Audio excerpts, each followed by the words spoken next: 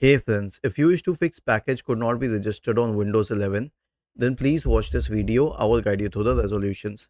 The first solution is to reinstall the application from the Microsoft Store. Now, here's what happens. Let's say that you have installed an application from a third-party website or even the original website. So it may not download the correct package, and this is why I always suggest to check the Microsoft Store. If you find that software there, then download and install it from the Microsoft Store directly. So search for VLC in the Windows search bar. In this case, I'm taking VLC application as an example. It could be any application. Now I will uninstall it.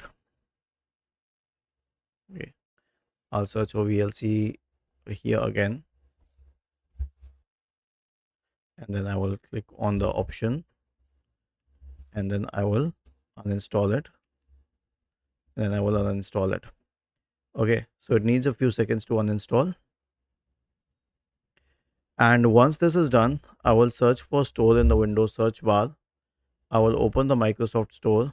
We are uninstalling it here. Okay, and I'll wait till it is completely removed, and then I will search for VLC in the Microsoft Store. I'll go to the VLC application, and this time I will install it from the Microsoft Store itself.